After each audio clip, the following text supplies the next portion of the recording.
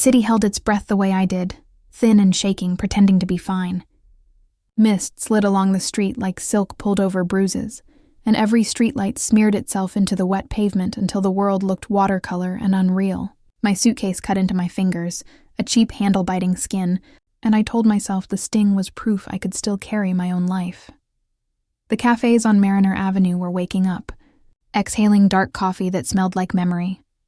Burnt sugar, cracked beans, last chances. I walked slower past their windows, catching my reflection between racks of pastry and quiet baristas, a flicker of a girl too proud to cry before breakfast. 26. Fired before sunrise, dignity pinned in place like a crooked brooch. Don't you dare unravel, Ilara. The plastic wheels rasped over a seam in the concrete, and I felt humiliation bloom anew. How the housekeeper had avoided my eyes, how the lady of the townhome had smiled thin like a knife and said it wasn't personal, though she'd looked at my hands like they'd carry the family silver in the night. I kept my chin up anyway. Pride weighs less than shame in public. A bus hissed at the corner, releasing damp breath that clung to my coat. Far away, a siren sighed and then forgot what it was chasing. The city hummed beneath it all, a low current under the skin. Tires soft on rain, pigeons cooing, a delivery truck's beep-beep as if it was the only heartbeat that mattered. I tried to match it, slow and practical. One step, another, go home. Count what's left. Make a plan that doesn't include crying in the hallway where the wallpaper peels. The suitcase felt heavier with each block, full of folded uniforms and a hairbrush missing teeth. The strap bit deeper. The ache anchored me. I focused on tiny things. A coffee cup lid rolling, a feather stuck in a gutter, my breath fogging the air in brief private confessions. The mist made halos around lights, made saints out of traffic signs and sinners out of everyone who'd forgotten an umbrella. It was almost beautiful, the way ruin could look like art if you squinted. A black car idled across the street, windows tinted, engine purring like a cat that had swallowed something it shouldn't. I noticed it because it noticed me. Attention lands on skin like static, little pops across the neck and shoulders. I didn't turn my head. I didn't speed up. I let my eyes slide over a bakery chalkboard instead, its looped letters promising almond croissants like forgiveness for $6. Why can't one day pass without fear? The thought arrived before I could defend myself from it, as sharp as the key in my pocket and just as cold. Fear makes you smaller if you let it. I have learned to tuck mine under my tongue and talk around it. The cry came then, small, muffled, a sound that didn't fit the hour. It threaded the mist and hooked my spine, and everything in me answered before my mind did. I stopped so suddenly the suitcase wobbled and tapped my shin. The cry again, softer, like a secret trying not to be overheard. I turned toward the alley. The world narrowed to the slick bricks and drifting steam, the reek of old rain and metal trash lids, the coffee sweetness thinning to something sour. The black car's engine deepened, a patient growl, and the air brightened with a light shift that didn't belong to dawn. I stepped forward, my breath counting out the distance, my heartbeat negotiating terms with courage. I lifted the suitcase, set it beside the curb, wiped my palms on my coat as if I could rub off the tremble. Hello? My voice went low without my permission. Is someone there? A shadow quivered near the stacked crates. The cry snapped back into silence like a hand over a mouth. I took another step, and the mist moved with me, opening a seam, parting to show something small curled into itself, shaking so hard it rattled the air. Behind me, tires whispered on wet asphalt. The black car eased closer to the mouth of the alley and then stilled, purr fading into a watchful hush. I could feel it like a gaze resting heavy between my shoulder blades, measuring, deciding. Calm morning became a held note. Danger slipped under it, a counter-melody with teeth. I crouched, the cold seeping through my knees, the scent of copper and damp cardboard crowding my throat. It's okay, I whispered, though I didn't know if that was true for either of us. My hand hovered in the mist, waiting for permission, waiting for the next sound, the cry, the engine, or the thing that would change my life before the hour remembered it was morning. Some mornings scrape you raw, but it's the sound no one expects that draws the blood. That cry was too fragile to ignore, like a secret too small for its own sorrow, and I reached for it despite the sharp chill ringing through my bones. For a moment, the alley felt like the center of every decision I'd ever made, pressed under the weight of fog and the silent juggernaut of the black car settling behind me. "My name's Alara," I said softly, voice pitched for comfort.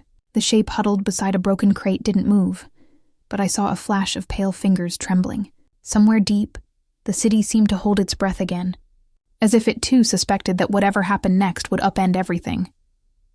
I crouched slow, letting my fingertips brush the damp cardboard, the coarse feel grounding me in the cold. "Are you hurt?"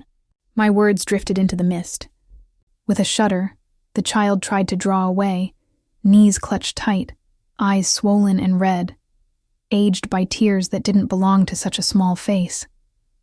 Suddenly, footsteps thudded at the mouth of the alley. Sharp, deliberate, a cadence that promised trouble. My heart leapt. Every muscle tightened into flight. "Hey!" A man's voice, gruff and impatient, cut through the haze. I whipped my head up to see two silhouettes closing in, coats dark, hands concealed in pocket folds that could hide steel or intent. I acted before my mind caught up, wrapping my arms around the child, pulling him toward me, shield-like, as though touch could fend off everything ugly in the world. The boy's sob rattled against my shoulder. His breath was thin, frantic, tickling the skin beneath my collar. I reached for my phone. Useless, battery dead, a gut punch of panic. "Give me the kid, lady," the first man snarled, boots splashing grime. No witnesses, no trouble. I clenched my jaw, standing between the boy and danger with nothing but defiance. "He's mine," I lied without thinking. The words tasted wild, foreign, but believable enough with my trembling hands and a mother's fury borrowed for survival. The second man reached for my arm. I jerked back, sick with adrenaline, throat dry and aching. "Don't touch him," I hissed, desperate, voice cracking under the strain. My chest squeezed with dread. I felt the weight of coffee-scented air swirl and sour, mixing with the reek of old metal and diesel. The engine behind us deepened its growl. An audience or an accomplice, I couldn't tell. The men hesitated for a split second. That moment hung, uncertain, and I saw understanding flicker across their eyes. They didn't know if I was telling the truth, or if I mattered at all. "Boss ain't gonna like this," the first spat, flipping a knife between scarred fingers as if to remind me that mercy only went so far in this part of town. I didn't let him see the fear blistering under my skin. Instead, "He's just a kid. Leave us alone." The alley's edge drew closer, the mist carrying every boot scuff and breath. The boy pressed into me, fingers clawing at my sweater, silent now except for the rattling pulse I felt through our contact. The world narrowed to threat and sweat, to the whispered promise of violence. A sudden burst of memory. Mother's warning, never trust shadows after dawn. Father's hand, quick to hide, slower to comfort. Why did I come down this street? Why today? Internal thoughts pressed through. I am no one. I am nothing, but right now I am the armor he needs. Step aside, the second man barked. The shrill command threatened to split my resolve, but I kept my footing, palms slick. The black car's window rolled down with predatory calculation, a new set of eyes searching me out, cold and meticulous. My heart kicked. Should I run? Could I? There was no way out. The men advanced. I shifted my stance, voice trembling but loud. Please, I just want to go home. The city, the mist, the car, all felt suddenly frozen. Decision shimmered on the knife's blade. Who is this boy? Who's in the car? What have I gotten myself into? A shadow moved inside the black car, a masculine silhouette, chillingly calm. And I knew with paralyzing certainty the rules were about to change. He stepped out. Lead into next section.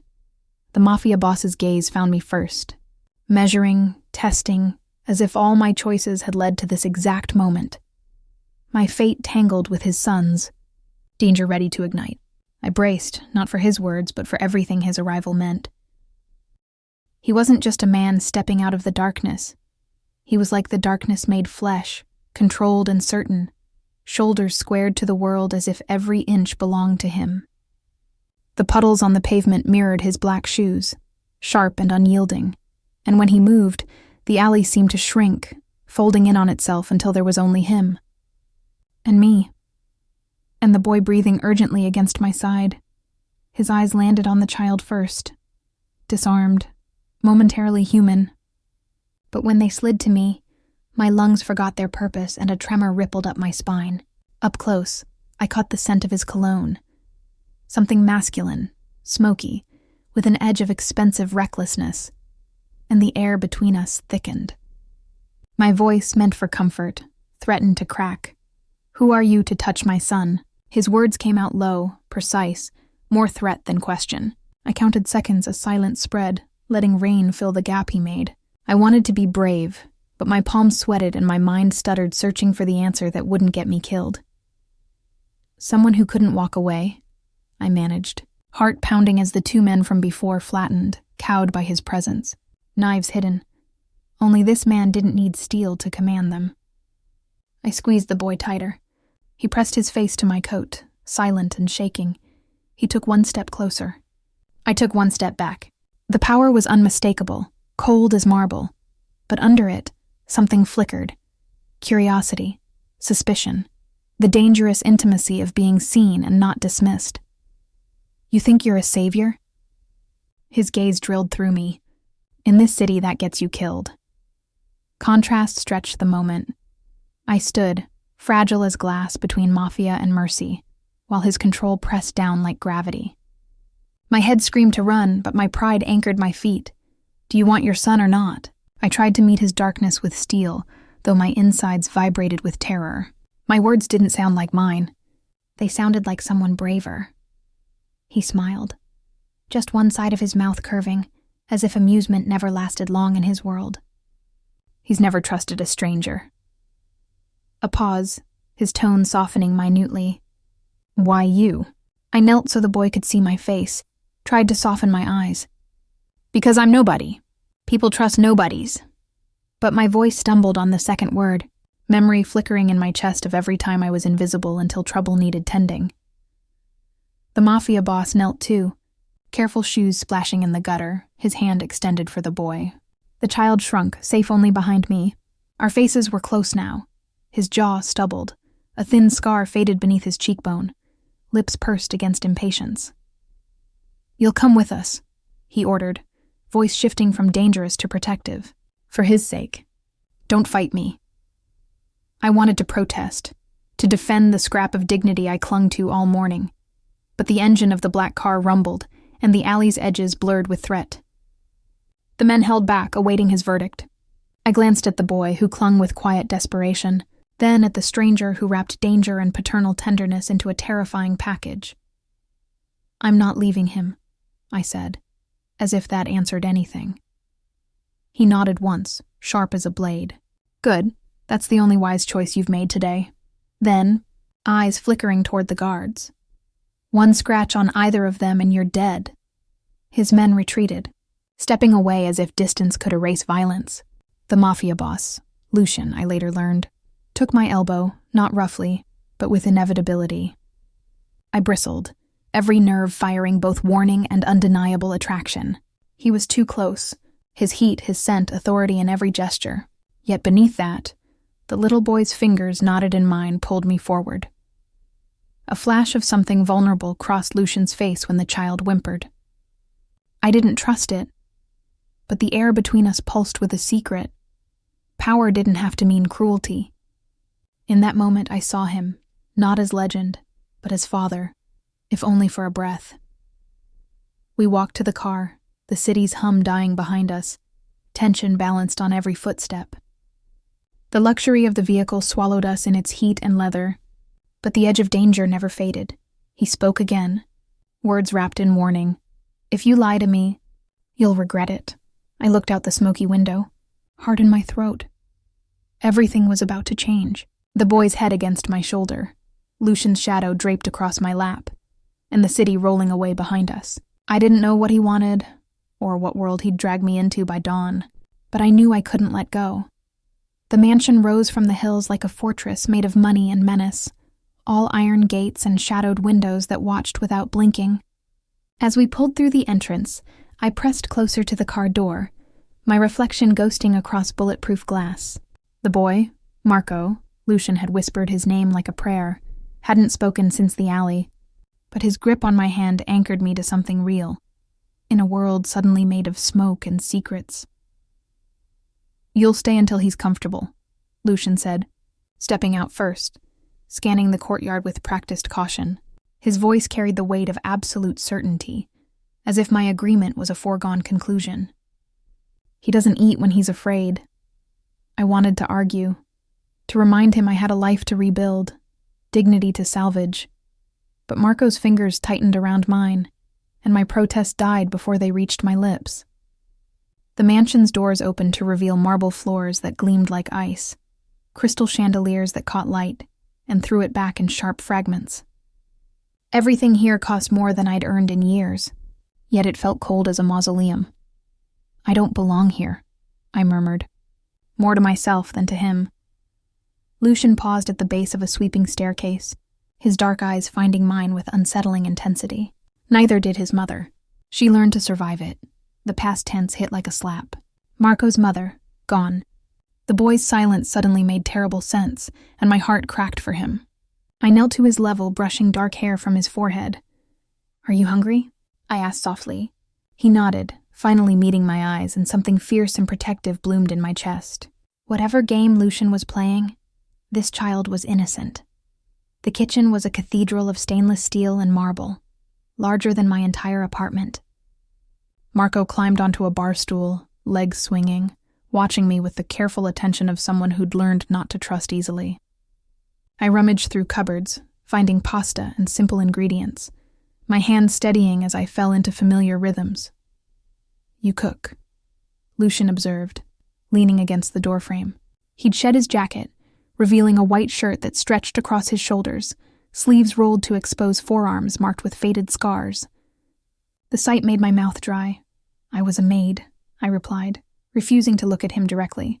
"Cooking comes with the territory." "Not anymore." The words hung between us, loaded with implication. I stirred the sauce with more force than necessary, steam rising to flush my cheeks. "I never agreed to anything permanent." His laugh was dark velvet. "Nothing in my world is permanent, cara mia. But some things are necessary." The endearment slipped past his defenses, Italian syllables that made my skin tingle. I hated how my body responded to him, the way my pulse quickened when he moved closer, how the air seemed thinner in his presence. Marco giggled at something, the first sound of joy I'd heard from him, and we both turned. He was making faces at his reflection in a copper pot, momentarily forgetting whatever shadows haunted him. "He likes you," Lucian said quietly, and something vulnerable flickered across his features. "He hasn't smiled since—" A crash echoed from somewhere deep in the house, followed by harsh voices. Lucian's entire demeanor shifted, predator alertness replacing paternal softness. His hand moved instinctively to his hip, where I glimpsed the outline of a weapon. "Stay here," he commanded, already moving toward the sound. "Keep him safe." Fear crystallized in my throat. The mansion suddenly felt less like refuge and more like trap. Marco's eyes went wide, and he reached for me across the counter. I pulled him close, his small body trembling against mine. "What's happening?" I whispered. But Lucian was already gone, his footsteps swallowed by the vast corridors. Minutes crawled by. The sauce bubbled forgotten on the stove. Every shadow seemed to shift, every sound magnified. Marco buried his face in my shoulder, and I found myself stroking his hair, whispering reassurances I didn't feel. When Lucian returned, his expression was thunder. Blood speckled his shirt collar, not his own, I hoped. His eyes found mine across the kitchen, and I saw something that made my stomach drop. Genuine concern. Not for me, but for what my presence here might cost. "There's a problem," he said, voice carefully controlled. "My cousin thinks you're a liability." The word hung in the air like smoke. Liability. In his world, I understood that was often a death sentence. "Maybe I should go," I started. But Marco's grip tightened, and Lucian shook his head. "It's too late for that now. They've seen you. They know you matter to him." His jaw clenched. "That makes you valuable. And dangerous." The kitchen felt smaller suddenly, walls pressing in with the weight of implications I couldn't fully grasp. I'd stumbled into something far beyond a simple rescue, into a world where kindness could be weaponized and caring could kill. As if summoned by my growing dread, the sound reached us, voices in the hallway too close, speaking in rapid Italian about loose ends and necessary measures. My blood turned to ice as I realized the terrible truth. I wasn't just staying to help Marco anymore. I was staying because leaving had become impossible.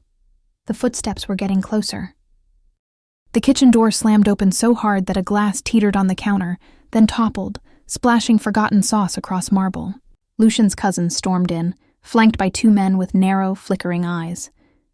The air changed, thin, electric, colored by something mean and greedy. I stepped instinctively in front of Marco, heart roaring in my chest. Every muscle screaming for flight I couldn't take. There she is, the maid who thinks she's family. The cousin spat, venom coiling around each word. Lucian moved between us with a single stride, his body a shield. But I could feel the temperature shifting, trust slipping and suspicion tightening its grip. "I told you she's not a problem," Lucian said, voice low, dangerous. He stared at his cousin the way a lion stares at a gun that just clicked empty. "Don't mistake my patience for weakness." His cousin smirked, the expression thin as cigarette smoke, and my stomach coldly twisted. "She's seen too much. She's heard even more. You think she won't tell?" Marco whimpered, hiding behind my legs. My hand found his curls, as much for my sake as his. I imagined myself smaller, unseen, but instead my voice came out clear. "I haven't told anyone anything," I said, and my body betrayed me with a shiver. "I don't even know what's happening." Lucian studied me, searching, weighing, mistrust flickering over the lines of his face. A painful crack split my chest. Does he doubt me too? Every kindness, every moment suddenly felt fragile, like a mask held high above a crumbling cliff. "Out," Lucian ordered his cousin, his command absolute. But the cousin only smiled wider, daring him, dangerous. For a split instant, I saw fear in Lucian's eyes, a fear he buried quickly. Blood is blood. Outsiders are expendable. He spat on the floor, and with a final glare at me, he left, his men trailing like carrion birds. As silence returned, it carried sharp edges. Lucian's gaze pinned me. "What did you hear?" I willed my hands to steady, only that I should be afraid.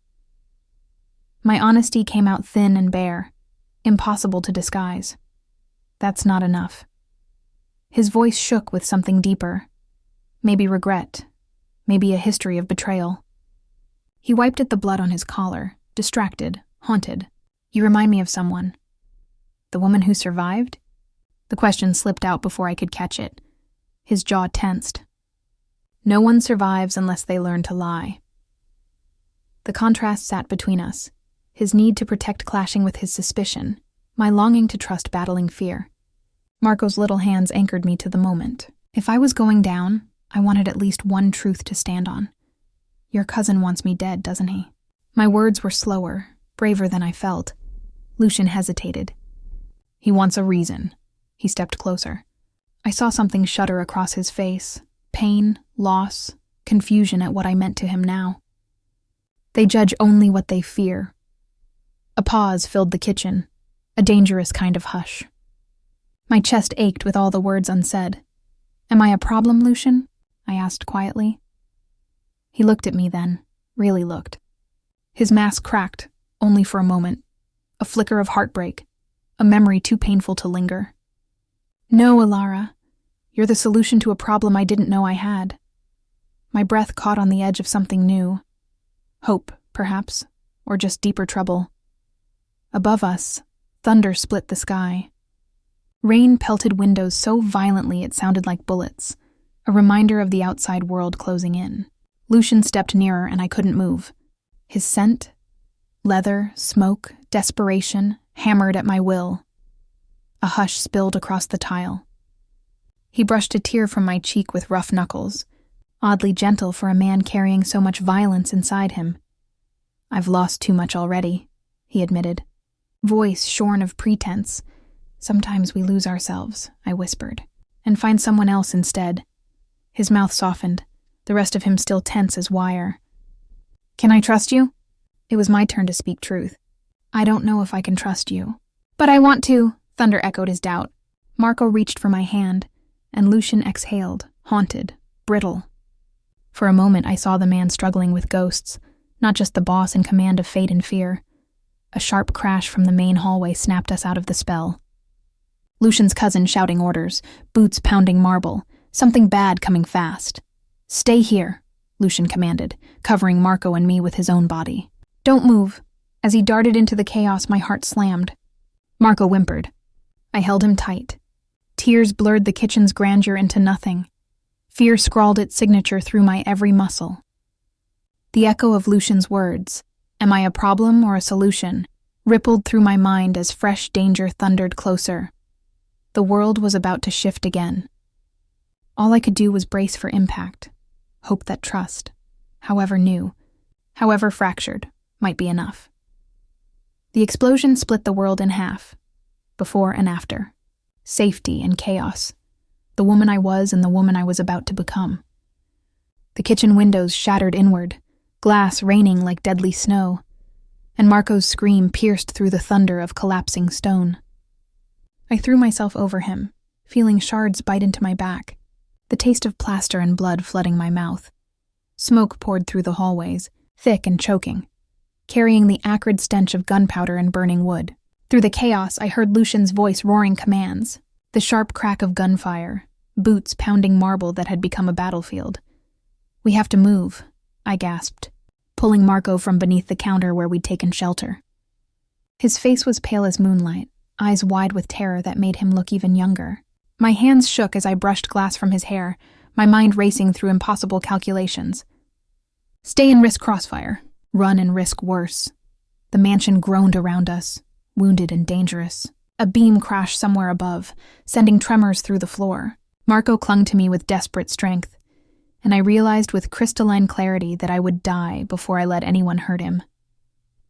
"This way," I whispered, remembering the servants' corridors I'd glimpsed earlier. We moved through smoke-hazed hallways, my bare feet finding purchase on debris-strewn floors. Behind us, the battle raged. Lucian's men against whoever had dared attack his fortress. A figure emerged from the smoke ahead, rifle raised. My heart stopped until I recognized one of Lucian's guards, his face streaked with soot and blood. "The safe room," he gasped, pointing down a narrow corridor. "Boss's orders." But as we turned, another explosion rocked the mansion. The guard stumbled, crying out as blood bloomed across his chest. I screamed, pulling Marco away from the spreading crimson, my mind fragmenting with the violence of it all. In the distance, I heard Lucian's voice, raw with fury, and something that sounded like grief. The sound drew me like a magnet, even as every instinct screamed to run the other way. "Mama Ilara," Marco whispered, the name stopping my heart. In his fear, he'd given me a title I hadn't earned, a role I wasn't sure I could fill. But looking at his tear-streaked face, I knew I would try. We reached the main foyer to find hell unleashed. Men in black tactical gear swarmed through the entrance, their faces hidden behind masks that made them look like death itself. Lucian stood at the center of the storm, his white shirt torn and bloody, gun in each hand, moving with lethal grace. I'd never seen anything so terrifying, or so beautiful. He fought like a man with nothing left to lose, every movement precise, deadly. But there were too many of them. Even as he dropped attacker after attacker, more poured through the broken doors. "Behind you!" I screamed as I saw a masked figure raising his weapon toward Lucian's back.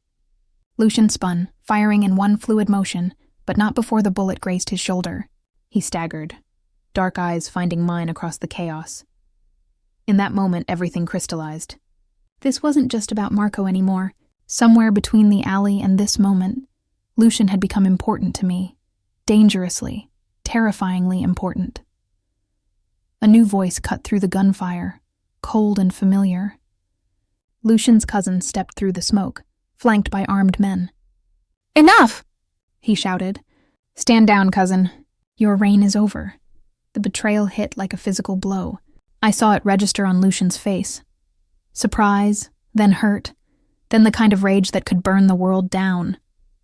"You," Lucian snarled, lowering his weapon slowly. Blood ran down his arm, but his stance never wavered. "My own blood. His cousin smiled, the expression sharp as a blade. Business is business. You've grown soft, Lucian, caring about a dead woman's memory, protecting strays. His gaze found me, and I shrank back, pulling Marco closer. The boy comes with us, the cousin continued. He's family. But the woman... He shrugged eloquently. No. Lucian's voice was absolute. They're under my protection. You're not in a position to negotiate. The standoff stretched, tension singing in the air. I could feel death hovering, patient as a vulture. Marco's breathing was too fast, too shallow. I pressed my lips to his hair, whispering wordless comfort. Then I heard it. Sirens in the distance, growing closer. Someone had called the police. The cousin's face darkened with fury. Time to go, he snapped to his men. Clean this up. I saw the moment Lucian made his choice. Saw it in the way his shoulders squared, the way his grip shifted on his weapons. He was going to fight them all, even if it killed him. Take them, he said quietly to the guard beside him. Get them out. No, I found myself saying, stepping forward despite every rational thought screaming at me to run. I'm not leaving you. Lucian's eyes met mine, and in them I saw surprise, gratitude, and something deeper, something that made my chest tight with unnamed emotion. You have to, he said softly. For him, the cousin's laugh was bitter. How touching. Kill them all. That's when the world exploded again. The second wave of attackers burst through the rear entrance, and I realized with sick certainty that this had been planned, coordinated. Lucian's cousin hadn't just betrayed him, he'd orchestrated his destruction. In the chaos that followed, I lost sight of everything except Marco's terrified face and the sound of Lucian's voice calling my name. Fire bloomed somewhere behind us, licking at tapestries and wooden furniture with hungry tongues. As we were pushed deeper into the mansion's burning heart, one thought echoed in my mind. I should have run when I had the chance. But looking at Marco, feeling the weight of his trust, I knew that wasn't true. Some choices, once made, become part of who you are, and I had chosen them, both of them, irrevocably. Silence after violence is never gentle. It arrives fractured and raw, like the ache of a wound you didn't know you had. The safe house was nothing like the mansion. Wood walls, a stubborn fireplace flickering in the gloom, the kind of place where secrets might settle into the dust. Marco curled up on a faded couch, his breathing slow but unsteady. I sank into an armchair with blood still tacky on my forearms, every muscle aching from the escape. Somehow, we'd survived. Lucian arrived long after night had fallen, a phantom at the door, his shirt streaked with soot, face gaunt, eyes haunted. For a moment I wondered if he would collapse, but he steadied himself, shoulders set, and nodded in a way that made me want to cry. I'm sorry, he said, voice stripped raw. For what? For saving our lives or risking them. I couldn't keep the edge from my words. Terror and gratitude tangled my thoughts. I looked away, fighting the rising sting at my eyes. He knelt beside Marco, his movements careful, paternal. The boy's eyes were distant, as if sleep could erase the ruin. Yet when Lucian whispered in Italian, tenderness in every syllable, Marco blinked and reached for his father. Something inside me cracked. I didn't know if it was jealousy or relief. Lucian stood, turning to me. You did more than I asked. You kept him safe when I could not. For once his tone was softer, sharpness absent, and I heard regret threaded through pride.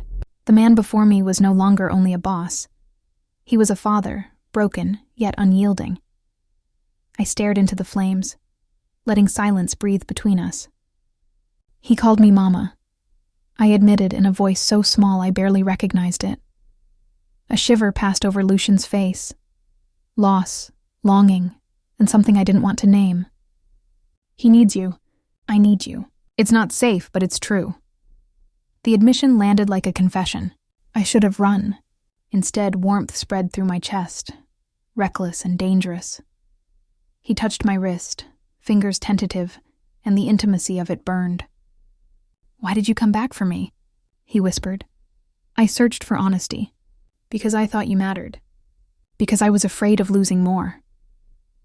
He leaned closer, his breath rough, the scent of smoke and sweat weaving into the moment.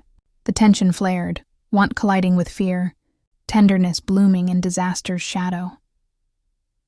"I could have let you die," he said quietly. "And I should have left you behind," I replied. But my voice trembled with the lie. His lips grazed my knuckles, the smallest brush of skin upon skin, and I felt the heat of his longing ripple through me. For a heartbeat, nothing else mattered. "I'm not good for you," Lucian warned, the words half threat, half plea. "So be bad," I whispered, afraid and bold. "Just don't be gone." Contrast shimmered between us, danger and desire, trust and regret, past and possibility. He closed the space, pressing his forehead against mine, every exhale trembling with everything unsaid. For a brief moment, the world outside faded. No enemies, no cousins, no dead mothers or broken promises. Only two people, lost, wanting, holding each other against the tide. "I will do anything to keep you safe," Lucian vowed. "Then stay alive," I breathed. His arms folded around me, strong but desperate, and Marco's quiet snore reminded us of everything at stake. Flames cast long shadows on the walls, stretching hope and fear into shapes that wouldn't hold. I closed my eyes and listened to Lucian's heartbeat. Steady, stubborn, promising survival. But peace never stays. As dawn threatened the horizon, a vibration cut through the quiet, a phone buzzing on the side table. Lucian checked it, face paling as he read. "They've found us," he said, voice hollow. "We have to move." The choice arrived like a blade between my ribs, sharp, inevitable, cutting through every illusion I'd built about having control over my own fate. Lucian's phone rang again, the sound slicing through the false dawn quiet. And when he answered, his face turned to stone. "They have him," he said, voice hollow as a grave.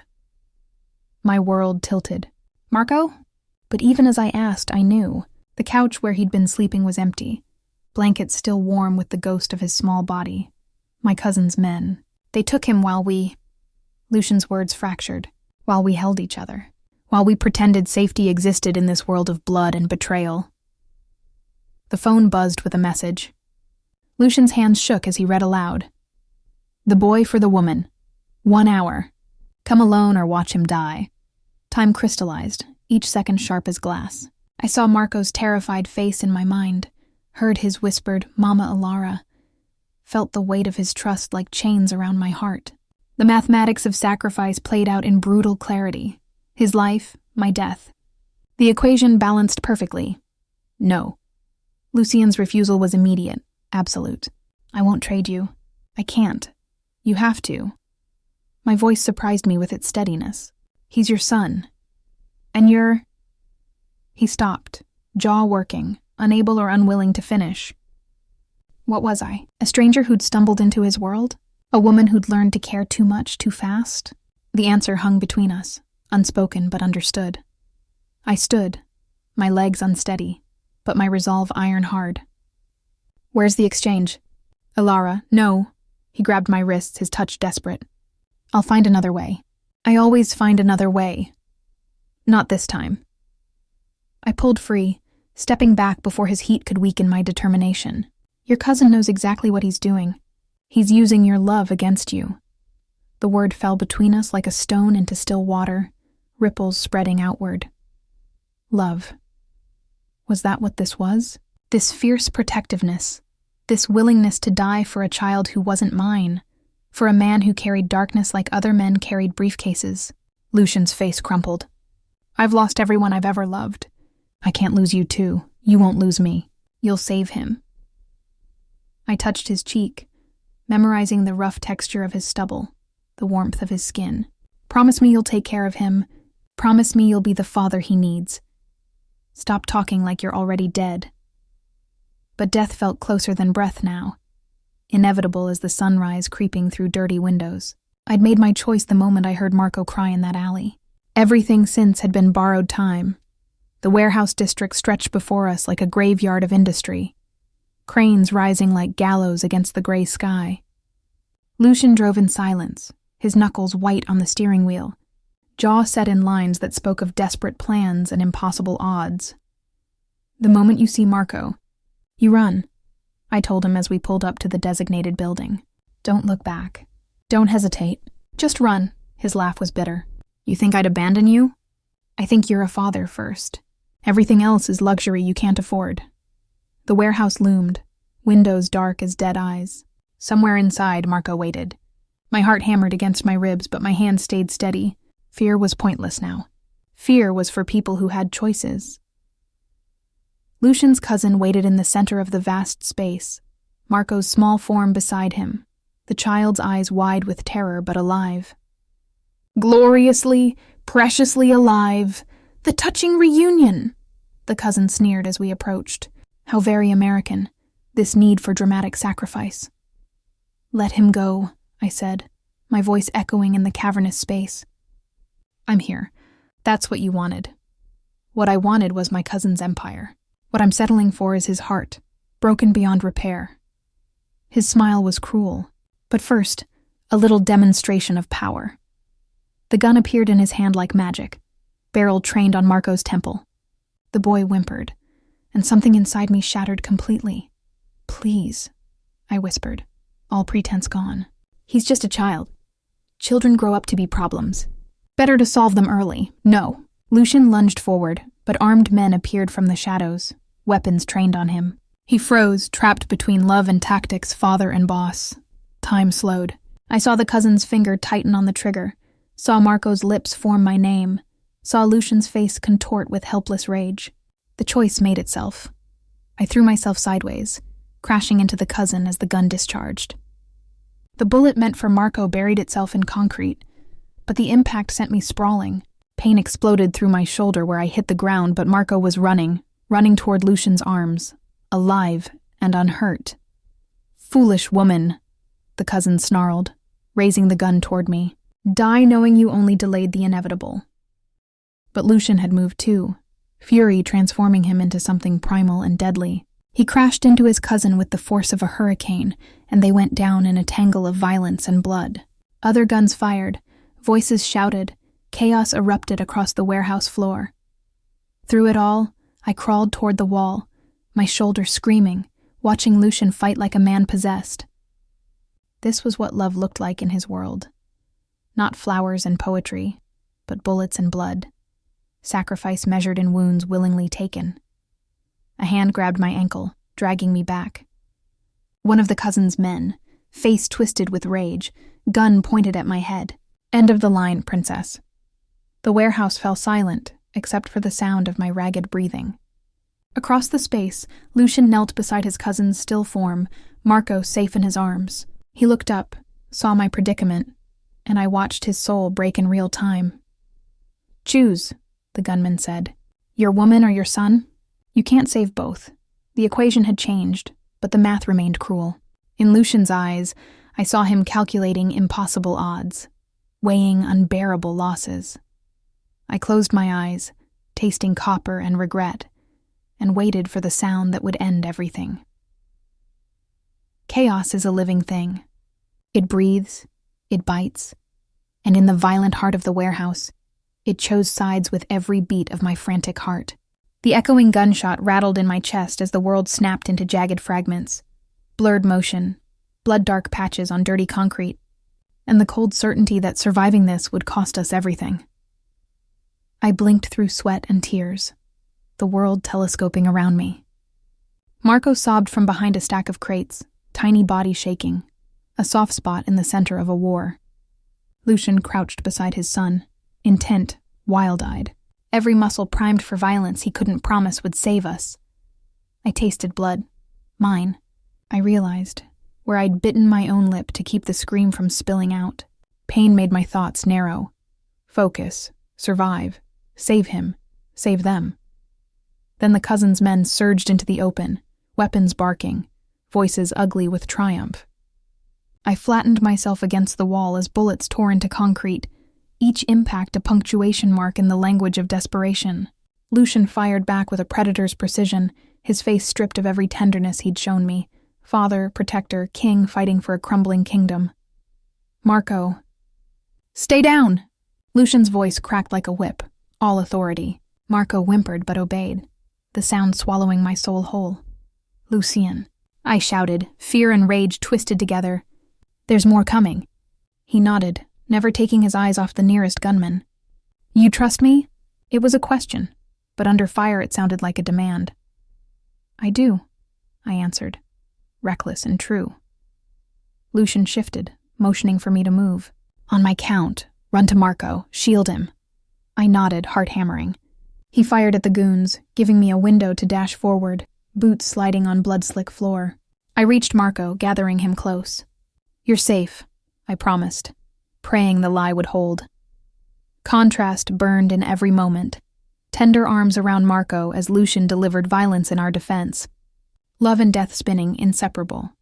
The cousin, wounded but alive, pulled himself upright. He staggered, gun raised, sneer carved into his face. "You think you're untouchable, Lucian?" Lucian glared, face carved with loss. "I think you forgot whose blood runs colder." He fired. His bullet struck out, thudding into cousin's leg. The cousin howled. I shielded Marco from the sights, the sounds, the growing horror. The cousin's men flinched. One turned to me, gun cocked. In that instant, adrenaline swept away my fear. I tackled him with every ounce of desperate energy, knocking his weapon away. He cursed, swinging fists that cracked against my jaw, but I scrambled, teeth bared, giving him no ground. Lucian saw. He moved like thunder, slamming another man aside with merciless speed, eyes locked on me. "Ilara, duck!" he barked, and I dropped just as a bullet passed overhead, chipping concrete where my head had been. The warehouse resonated with violence, boots pounding, men yelling orders, Marco's small voice threading the chaos. "Mama, hold me." "I've got you," I rasped, pulling him behind pallets, my body shield and armor. Gunfire thundered, each shot a countdown to something final. Then, a new foe, a rival boss stormed in, voice booming authority. "Enough, she belongs to me now, Lucian." "Not while I breathe," Lucian spat, shifting to intercept the threat. The rival's men advanced, bringing fresh chaos. Lucian's determination was palpable. He protected us, but every gesture cost him blood. I had no weapon, but I had resolve. As the rival approached, I locked eyes with him. "If you want me, you'll have to go through Lucian." He grinned, impressed or amused. I couldn't tell. "Brave girl." Lucian fired at his men, forcing them to scatter. Amid the confusion, the cousin lunged at me again, knife flashing. I dodged, catching his wrist and twisting until he dropped the blade. Pain ripped through my shoulder, but I held, refusing surrender. Contrast again, a weak maid against a criminal empire. I grappled, finally landing a desperate knee to his gut. He fell away gasping, and I scrambled to Marco's side. Lucian, bleeding heavily, staggered. I rushed to him. "Stay with me. Marco needs you." He nodded, fierce and dazed. "It's not your fight, Ilara, but it was." Every moment had led me here, not as bystander, but as a fighter. I grabbed the cousin's dropped pistol, hands shaking but determined, and fired twice at the advancing men, forcing them into cover. Lucian glanced at me, a raw, validating pride in his ruined eyes. "You're stronger than I guessed," he murmured. "I learned from you," I said. Voice thick, the action peaked, rival boss and cousin cornered. Lucian and I guarding Marco, blood and hope spilled freely. The city outside felt irrelevant. Inside, only choices mattered. The rival boss surrendered at last, hands up, scowling. "Enough blood for one day, Vale. You win." Lucian's jaw clenched. "Take your trash and go. Leave us." As the enemies retreated, I sagged in relief. Arms locked around Marco. Lucian slumped beside us, exhaustion carving lines on his battered face. For a moment, silence returned, punctuated only by Marco's shuddering breaths and my own trembling relief. The war was won, for now. Contrast lingered. We were neither whole nor safe, but we were together. The cost was etched across every bruise, every scar, every dream shattered and remade in fire. Lucian's hand curled around mine, promise encoded in the grasp. "You saved me," he whispered. "Father, lover, survivor." "I just refused to lose you," I replied. "But nothing in this world is ever truly over." Sirens wailed outside, flashing blue against broken glass. Police, medics, witnesses, danger and hope, chaos and calm, all converging at our threshold. Marco cried again, but this time it was a normal child's cry, frightened but alive. I kissed his hair, tasting salt and salvation, promise and peril. As Lucian leaned into me, battered but unbroken, I realized the real victory was surviving together in a world built to keep us apart. Sunrise streaked broken glass with gold, as if morning could forgive what midnight would never forget. The warehouse was an exposed ribcage, air thick with chemical dust, the sad music of sirens closing in. Marco leaned into Lucien's side, each shudder of his small body echoing in my bones. We were alive, all three of us, but nothing felt healed. Cops arrived, faces taut with suspicion and too many questions. Lucian wrapped his wounds in a bloodied shirt and spoke in controlled tones, half-truths, old friends, favors owed. I watched the dance from the margins, numb and exhausted, the adrenaline crash leaving me hollow. "Stay quiet," Lucian whispered before an officer led him off, handcuffs glinting on his wrists. "Say nothing till I call for you. Trust only what you see, not what they promise." I wanted to scream at the injustice, at the rules of this world where survivors became suspects before the blood even dried. But I held Marco's hand, smoothing his hair, absorbing his fear so he wouldn't have to feel it alone. A paramedic pressed bandages to my shoulder and cleaned glass from my scalp, her latex gloves slick with someone's blood. Maybe mine, maybe not. "Will he be all right?" she asked gently, nodding to Marco. "He's stronger than he knows," I murmured. "We all have to be." The hours blurred, statements given, photos snapped, policemen with scratch pads and patient eyes. I told the simplest version I could. Maid, kidnapping, courage, mercy, death and love compressed into logic. Lucian's cousin was zipped into a bag, evidence of betrayal written in blood. The rival boss vanished, swept away by men in dark coats. Another story for another night. Yet in every answer, I heard the questions that would not be asked. Why had I stayed? Why had I fought so hard for a boy I'd barely known? A man I should have feared? What cost would follow survival? By afternoon, Marco and I sat in a police car outside the ruined warehouse. The sky threatened rain again, clouds boiling with secrets. "You're not leaving, are you?" Marco asked, his voice raw with worry. "I promised to protect you," I said, squeezing his hand. "I keep my promises." "I'm scared. So am I admitted, letting him hear the honesty. "But scared people still find ways to be brave. That's what makes us strong." A detective, older but gentle-eyed, leaned into the car. "You're free to go for now, but we may need another statement later." "For now?" I echoed, the words burning. Freedom felt conditional, borrowed, a debt called in at any time. She softened. "He's safe with you, Alara. You're all this boy has left." The phrase looped in my mind as I walked Marco through the crowd, each step feeling heavier than the last. Lucian watched from a distance, cuffed but upright, pride undiminished. His eyes found mine, a silent exchange in the shifting light where hope and uncertainty collided. I mouthed thank you. He nodded, mouthing stay. The police drove off with him, sirens wailing, his shadow long behind the window's glass. I wanted to run after that car, to tear down every wall between us. But Marco gripped my hand harder. And I remembered that love wasn't just about holding on. It was about being held to account. The city's noise returned, a tide rising over the wounds of dawn. I took Marco to a motel paid for with emergency funds, all flickering lights and stained carpets. He curled up beside me on the narrow bed. I brushed his hair and wished for something soft to say, something that would erase the memory of gunshots and loss. But there was no erasing. That night, as he slept, I sat by the window and stared at the lights across the city, wondering how survival could feel so much like exile. My hands shook with everything I'd done.